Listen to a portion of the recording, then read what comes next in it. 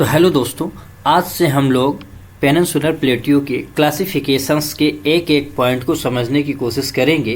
तो चलिए, आज हमारा पहला टॉपिक है नॉर्थ सेंट्रल हाईलैंड। ठीक, तो पहला टॉपिक हमारा क्या है? North central highland.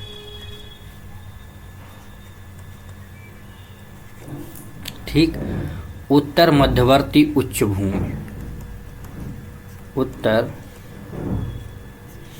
मध्यवर्ती उच्च भूमि। और इसमें हम लोगों ने दो विभाजन किए हैं, और वो दो विभाजन कौन कौन से थे? पहला विभाजन है अरावली का, अरावली माउंटेन। ठीक, और दूसरा है मालवा प्लेट्यू का। ठीक, इनके बारे में। तो अब यहाँ आज हमारा पहला टॉपिक है अरावली। तो अरावली को क्या क्या हम लोग अरावली में किन किन चीज़ों का डिस्कस करेंगे? तो पहला, इसका हम लोग बेसिक समझेंगे, बेसिक इंट्रोडक्शन। सेकेंड, यह समझने की कोशिश करेंगे कि आखिरकार ये माउंटेन कैसा है, नवीन वलित है या कैसा माउंटेन है, ये सारी चीज़ें। दूसरा, इसका हम लोग एक्सपेंशन समझेंगे, एक्सपेंशन कि इसका विस्तार कहाँ कहाँ। और सबसे ज़्यादा इम्पॉर्टेंट, इसके कुछ आज हम लोग इम्पॉर्टेंस की बात करेंगे, क्योंकि अभी इसमें मुद्दे चल रहे हैं। तो इस वजह से इसके महत्व को समझना बहुत ज़रूरी होता है। तो इन तीन टॉपिक जो है, तो इसके अंतर्गत हम इसका अध्ययन करेंगे। तो पहला, बेसिक इन्फॉर्मेशन। बेसिक इन्फॉर्मेशन में आप ऐसा समझें कि ये जो अरावली माउंटेन है, एक तो फोल्डेड माउंटेन है। कैसा है? तो इसे हम फोल्डेड बोलते हैं, लेकिन ये ओल्ड फोल्डेड माउंटेन है। तो लिखें आप कि एक तो ये वलित पर्वत है। कैसा है? वलित पर्वत, यानी कि फोल्डेड माउंटेन। ठीक, फोल्डेड माउंटेन है। तो फोल्डेड माउंटेन दो प्रकार के होते हैं, एक होता है न्यू और एक होता है ओल्ड। तो अरावली जो अपना है, ये ओल्ड फोल्डेड माउंटेन है। ठीक, न्यू फोल्डेड माउंटेन में कौन आते हैं? अगर आप कमेंट बॉक्स में बताएं कि न्यू फोल्डेड कौन से आते हैं, इनके बारे में हमने आपको पढ़ाया है। अब ओल्ड फोल्डेड माउंटेन है, तो इस वजह से ये बहुत पुराने हो चुके हैं। अब जब ये पुराने इतने ज़्यादा हैं, तो यानी कि इन पर्वतों में घिसावट हो रही है, बाह्य जो फोर्स कार्य कर रहा है, इस वजह से ये पर्वत धीरे धीरे अपनी हाइट छोटी होती जा रही है। यानी कि कभी ये बहुत ऊंचे पर्वत हुआ करते थे, लेकिन अब इन प्रेजेंट में इनकी हाइट धीरे धीरे कम होती चली गई। तो ये मतलब क्या है कि इनकी कम हाइट हो रही है, धीरे धीरे ये घट रहे हैं, इसलिए इनको बोलते हैं अवशिष्ट पर्वत, यानी कि रेजिडुअल माउंटेन है, बचे हैं ये। कैसे हैं? Residual mountain. ठीक, तो ये पूछ लिया जाता है कि रेजिडुअल माउंटेन यानी कि अवशिष्ट पर्वत का दर्जा किसे दिया गया? इसे हिंदी में भी लिख लें, अवशिष्ट पर्वत। अवशिष्ट पर्वत के रूप में ये बचे।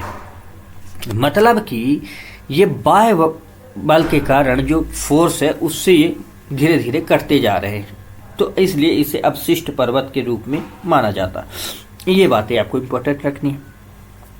तो ये दो फैक्टर ऐसे हैं जो आपको बहुत ज़रूरी है याद रखने की। एक तो ये रेजिडुअल माउंटेन है, अवशिष्ट पर्वत है। अवशिष्ट क्यों है? क्योंकि ये धीरे धीरे प्राकृतिक फोर्स के कारण ये घट रहा है, घिसावट हो रही है, और साथ ही साथ इसमें बहुत ज़्यादा उत्खनन भी हो रहा है, क्योंकि इसमें जो रॉक्स पाई जा रही हैं, वे सारी रॉक्स एक प्रकार से लाइमस्टोन सेडिमेंट्री रॉक्स हो चुकी हैं। इसीलिए आपको बेहतर मार्बल यहीं से मिलता है, जैसे मकराना का जो है, तो जिससे ताजमहल बना हुआ है, बेहतर मकराना का माना गया। तो इस तरह और बहुत सारे मिनरल्स मिलते हैं। तो इस उद्देश्य से आपको ये याद रखना है इतना। अब दूसरा, इस पर्वत के बारे में अगर हम इसके एक्सपेंशन की बात करें कि इसका विस्तार कहाँ कहाँ, तो इसका विस्तार आपको मिलेगा गुजरात, राजस्थान, हरियाणा, दिल्ली। ठीक, इस तरह करके इसको अब विस्तार मिलेगा। सबसे ज़्यादा अगर विस्तार है इसका तो राजस्थान में। कहाँ है? राजस्थान में सबसे ज़्यादा इसका विस्तार पाया जाएगा।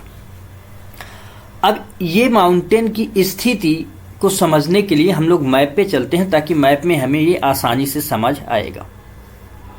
ठीक, तो मैप लेते हैं, और जैसा कि हम लोग पहले भी बना चुके हैं कि यहाँ से ये जो माउंटेन है, तो ये ऐसे करके इस तरह इसका विस्तार है। ठीक, ऐसा इसका विस्तार है। अब ये माउंटेन को समझने वाली बात ये है कि एक तो इसका जो विस्तार है तो कैसा है, दिशा अगर हम देखें तो इसका विस्तार आपको साउथ वेस्ट से लेकर नॉर्थ ईस्ट की तरफ आपको इसका विस्तार मिलता है। तो ये इसका बनावट है, यानी कि ऐसे इसमें विस्तार है। तो अगर हम इसके विस्तार को लिखें तो south west to north east, ये आपको इसका विस्तार मिलेगा। दूसरा कि ये माउंटेन गुजरात से शुरू होकर कहाँ तक जाता है? दिल्ली तक। तो इसका स्टार्टिंग पॉइंट गुजरात, ठीक, गुजरात से लेके, गुजरात का एक जगह है जिसे बोलते पालनपुर, पालनपुर से लेके ये दिल्ली तक इसका विस्तार है। ठीक, दिल्ली तक। अब यह माउंटेन बहुत पुराना है, क्योंकि इसको माना जाता है कि इस माउंटेन का जो विस्तार है वह जो यहाँ लक्षद्वीप आपको देखने को मिलते हैं, लक्षद्वीप भी कभी इसी का पार्ट हुआ करते थे, लेकिन अब धीरे धीरे इसमें कटाव होता चला गया, और इस कारण से ये धीरे धीरे क्या हो रहे हैं? कम होते गए। इसीलिए हमने इसको कहा है कि ये क्या है? अवशिष्ट माउंटेन। तो बातें याद रखते चलना। आपकी लक्षद्वीप का संबंध अरावली माउंटेन से है, जबकि अंडमान निकोबार द्वीप का जो हमारा द्वीप समूह है उसका संबंध हिमालय से है। अब इतनी बातें ये आपको पता चली। अब इसका जो विस्तार है इस तरह से, तो यह यहाँ जैविक विविधताओं को भी लेके रखा। तो हमने राज्य देखे। दूसरा, 800 किलोमीटर तक लगभग माना जाता है कि इसका विस्तार 800 किलोमीटर लंबा है। ये बातें यहाँ आपको पता चली। दूसरा, इस माउंटेन में और बातें याद ये रखनी है कि इसकी सबसे हाईएस्ट, जो प्रश्न पूछा जाता है कि जो सबसे हाईएस्ट पीक कौन सी है, तो इसकी हाईएस्ट पीक मानी जाती है वो है गुरु शिखर। तो लिखें आप, गुरु शिखर इसकी सबसे हाईएस्ट माउंटेन मानी जाती है, जिसकी हाइट मानी जाती है 722 मीटर। ये चीज़ें आपको याद रखनी है कि 722 मीटर इसकी सबसे हाईएस्ट मानी जाती है, और उसका नाम है गुरु शिखर। ठीक, ये भी राजस्थान वाले पॉइंट में आपको पाई जाएगी। लेकिन इसकी एक विशेषता ये भी है कि अब ये धीरे धीरे जब कट फुट गई है तो कहीं कट जाती है, कहीं फिर जुड़ी है, फिर कहीं है। तो पहाड़ियाँ भी बहुत ज़्यादा हाइट की नहीं है। लेकिन यहीं से आपको याद होना चाहिए कि एक माउंटेन ऐसे निकली है, ठीक, जिसे विंध्यन माउंटेन बोलते हैं। तो इस माउंटेन को विंध्यन माउंटेन और अरावली माउंटेन जिस गैप से डिवाइड होती है, यानी कि अलग होता है, इसी को बोलते हैं गोरन घाट। सॉरी, इस पास को, जो ये पास है इसमें, तो ये डिवाइड करने वाला जो पास है, जिसे भ्रंश हम बोले, दर्रा बोले, तो इस दर्रे का नाम है main boundary fault, sorry great boundary fault, GBF। क्या है? GBF, great boundary fault. आप और बताएंगे कि ग्रेट बाउंड्री फॉल्ट आपको हमने और कहाँ बताया है। ठीक, तो ये इसको आपस में अलग करते हैं। गुरु शिखर जो है तो इसकी सबसे हाईएस्ट पॉइंट है, लेकिन यह आबू जो पर्वत है, तो इसमें हमने जैसे बताया कि रेजिडुअल है, तो इसे आबू पर्वत से जो अलग करता है उसको बताएं। तो उस पर प्रश्न पूछ सकते हैं कि गुरु शिखर को आबू पर्वत से अलग कौन सा पास करता है, तो उस पास का नाम है गोरन घाट। लिखें आप, गोरन घाट पास जो है, तो इसे अलग करता है किसे? आबू पर्वत को, माउंट जो हमारी गुरु शिखर है, ठीक। तो ये पर्वत का नाम लिखें आप, आबू पर्वत, आबू माउंटेन को अलग करता है गुरु शिखर से गोरन घाट पास। तो इसे आप हाईलाइट करके रखेंगे, ठीक। ये अच्छा, जो हाइट है, ये सारी चीज़ें आपको यहाँ तक तो एक्सपेंशन समझ आया। इसकी सबसे हाईएस्ट पीक कौन सी है, किस दिशा में है, कितनी लंबाई है, किससे ये विंध्य से अलग होता है, कैसा क्या है, ये सारी चीज़ें आपको एक ब्रीफ में पता चली। अब दूसरी बात आपको याद रखनी है कि यह माउंटेन जो है तो बहुत बड़ी भूमिका निभाता है इंडिया में।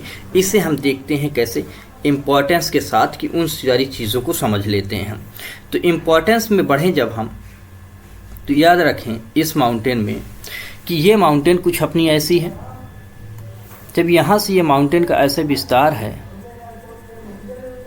ठीक, तो यहाँ रेगिस्तान है, क्या है? थार का मरुस्थल, थार का मरुस्थल, जिसे हम इंडियन डेजर्ट भी बोलते हैं। तो ये थार के मरुस्थल से जो यहाँ सैंड है, इस सैंड को ये इधर नहीं आने देता। एक बात याद रखना, सैंड इधर नहीं आ पाता। तो क्या कर रहा है एक इम्पोर्टेंस, अब आप लोग लिखते चलेंगे इम्पोर्टेंस में कि पहला, मरुस्थलीकरण को रोकता है, मरुस्थलीकरण को रोकता है, पहला बात। अब इसके इम्पोर्टेंस को हम क्यों पढ़ रहे हैं? क्योंकि हमने बताया है कि इस पे अभी बहुत मुद्दा चल रहा है कि अरावली को हटाया जाए। इसकी एक डेफिनेशन दी गई और डेफिनेशन ये कहा गया है कि 100 मीटर जो है, 100 मीटर, तो 100 मीटर से अगर कोई पीक हाई है, ऊंची है, तो उसे हम अरावली का दर्जा देंगे। इवन अगर इससे कम है तो उसे हम अरावली का दर्जा नहीं रखेंगे। इसके पीछे का फैक्टर ये था कि ये कई राज्यों में विस्तार है, तो इसमें अलग अलग राज्य जो है तो अपने अकॉर्डिंग परिभाषाएं रखे थे। तो इसमें सुप्रीम कोर्ट में जो है तो ये फैसला हुआ कि 100 मीटर को मान लेते हैं आधार। पर समस्या ये थी कि आधार हमें मानना था सी से, अभी तक हम लोग पढ़ते हैं कि सी से आधार है इसका, लेकिन इन्होंने कहा कि उसी के धरातल से मान लेते हैं। तो ये एक बड़ा कन्फ्लिक्ट था। अब तो इससे इंटरनल ये हुआ कि अभी तो समझ आ रहा है कि चलो 100 मीटर, लेकिन अगर इस पे खनन हो रहा है, जैसा कि हमने बताया कि संगमरमर पाया जा रहा है, कितना सुंदर है, जो कि मकराना का है, इससे वहाँ तोड़ना, फिर गिट्टी बालू बनाना और इससे इमारती आकार करना, क्योंकि जो इमारत वाले तो उसे में नहीं आज मिल रहे हैं सॉल्ट, तो उसके माध्यम से इसमें खनन बढ़ जाएगा। खनन बढ़ेगा तो ये धीरे धीरे अरावली माउंटेन खत्म हो जाएगी। तो जब खत्म होगी तो इससे एक समस्या ये होगी कि जो मरुस्थलीकरण को रोक रहा, तो पहली बात तो देश के अंदर मरुस्थलीकरण बढ़ना चालू होगा। दूसरी बात कि इन राज्यों में, जैसे चाहे मध्य प्रदेश हो, चाहे उत्तर प्रदेश हो, चाहे अब दिल्ली तो फंसी जाएगी, हरियाणा और राजस्थान के ये जो पॉइंट हैं जो इधर माउंटेन के ईस्ट तरफ में हैं, ये सारे क्या होंगे कि इन सारी चीज़ों में भी सैंड आनी चालू होगी। इवन ऊपर उत्तराखंड यानी कि हिमालयी क्षेत्र तक भी सैंड जाना चालू करेगी, एक बात। दूसरा, जो वर्षा है, तो इन क्षेत्रों में जल संसाधन को बढ़ाता है। ये वैसे भी ये क्षेत्र पूरी तरह से कैसा है, डेजर्ट ही है, यहाँ था मरुस्थल है, तो यहाँ पानी की वैसे भी समस्याएं होती हैं। तो अगर ये पहाड़ कटेगा तो यहाँ पानी की समस्या होगी। तो जब पानी की समस्या होगी तो और ज़्यादा प्रॉब्लम्स आएंगी, यहाँ की वेजिटेशंस खत्म होंगी, यहाँ रहने वाले जो हैबिटेट हैं, एनिमल्स हैं, जो उनके प्राकृतिक आवास हैं, वो सारी चीज़ें खत्म होंगी। तो इनमें एक प्रकार से मानव और जो जीव हैं उनके मध्य, वाइल्ड लाइफ जो है, उनके मध्य कन्फ्लिक्ट पैदा होगा।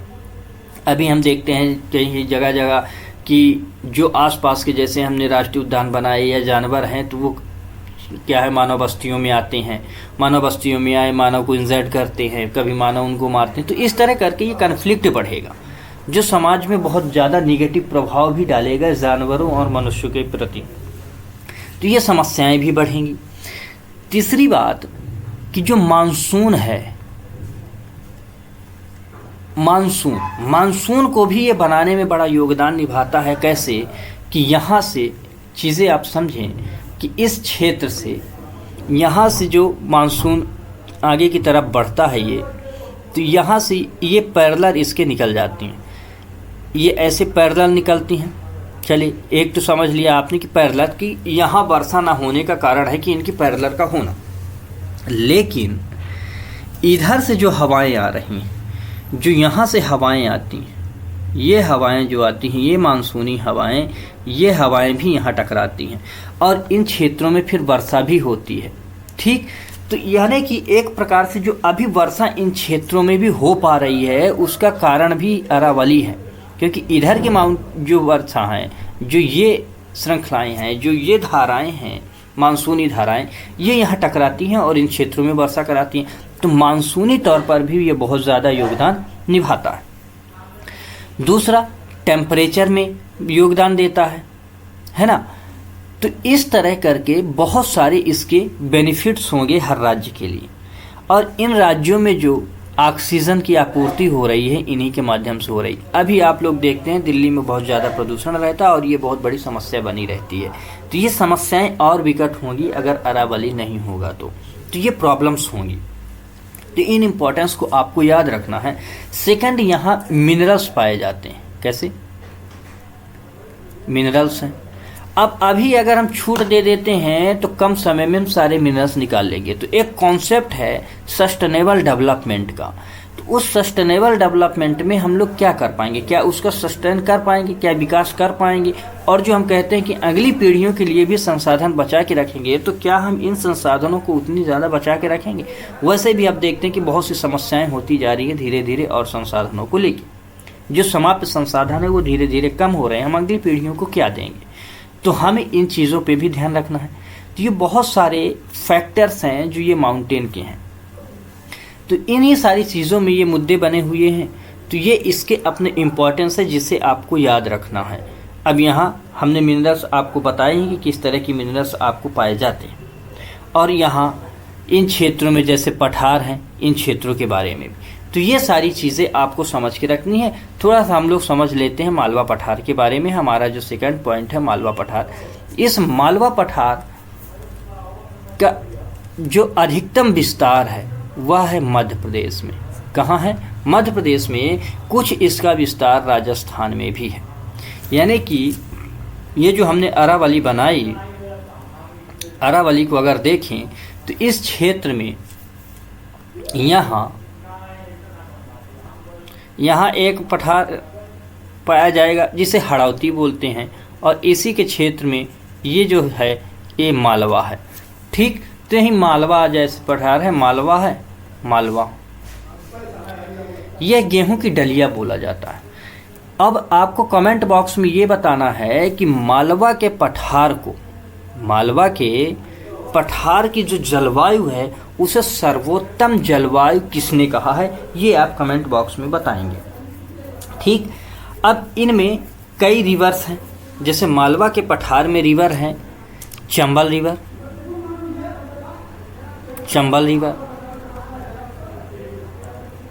छिपरा रिवर,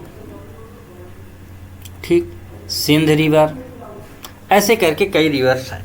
ये रिवर्स इसी क्षेत्र में है। इसके अपवाह जो हैं तो अरब सागर में भी हैं, ठीक, अरब सी में, और बे ऑफ बंगाल में भी हैं, बे ऑफ बंगाल में भी हैं। दूसरी बात कि इसमें दो रिवर्स जो हैं आती हैं अरावली से। तो एक अरावली से रिवर निकलती है, वो है लूनी नदी, जो कि यहाँ की एक प्रमुख रिवर है जिसे कि हमने जल संसाधन में पढ़ा। तो एक रिवर यहाँ है लूनी रिवर, ठीक। दूसरा, इन्हीं क्षेत्रों में पाए जाते हैं क्या, लेक, ठीक, झीलें। ये सॉल्टी लेक होती हैं, ठीक, जैसे कि सांभर झील। और यहाँ से एक रिवर निकलती है बनास नदी। कौन सी नदी है? बनास। तो ये जो बनास नदी है, यह बनास नदी इस चंबल की सबसे बड़ी सहायक नदी मानी जाती। कौन सी? बनास रिवर। बनास रिवर इसकी सबसे बड़ी सहायक नदी मानी जाती है। तो इस तरह करके इन चीज़ों को आपको ध्यान में रखना है। तो ये बेसिकली याद रखना। मालवा के पठार में एक चीज़ और आप याद रखेंगे कि यहाँ सम जलवायु है। दूसरी बात, इस क्षेत्र में काली मृदा पाई जाती है जो बेसाल्टिक मृदा है। ये आपको पॉइंट याद रखने हैं। और याद रखना है कि यहाँ एक उज्जैन में कुंभ का मेला लगता है जो कि क्षिप्रा नदी पर है। तो ये कुछ पॉइंट हैं जो इंडियन ज्योग्राफी के अंतर्गत इंपॉर्टेंट पॉइंट याद रखे जाते हैं। अब जब हम इनको स्पेसिफिक स्टेट के आधार पर पढ़ते हैं तो फिर मालवा के पठार को और ज़्यादा इन डेप्थ पढ़ते हैं, कितने परसेंटेज में है और कौन से रिवर्स हैं, कौन क्षेत्र इसके विस्तार हैं, कौन सी इंडस्ट्रियाँ लगी हुई हैं, कहाँ इसके कौन से उद्योग हैं, किन के चीज़ों में ये संपन्न है, कौन कौन से एग्रीकल्चर होते हैं, कैसी जलवायु है, कैसे यहाँ वेजिटेशंस हैं, कौन से एनिमल्स हैं, कौन से पर्यटक स्थल है। बहुत सारी चीज़ें इसके बारे में हम लोग इन डेप्थ पढ़ते हैं जब स्टेट के आधार पर पढ़ते हैं। तो इंडियन ज्योग्राफी के अंतर्गत आपको इनके बारे में इतना ही याद रखना है। तो आज की क्लास को हम लोग यहीं तक रखते हैं, लेकिन आप कमेंट बॉक्स में ये बताएं कि आपको ये क्लासेस कैसी लगती हैं। तो तब तक के लिए धन्यवाद। आप लोग पढ़ते रहें, बढ़ते रहें, लेकिन चैनल को ज़रूर सब्सक्राइब करें, अपने दोस्तों को शेयर करें और लाइक करें। तो तब तक के लिए धन्यवाद। आप लोग पढ़ते रहें, बढ़ते रहें। जय हिंद, टेक केयर।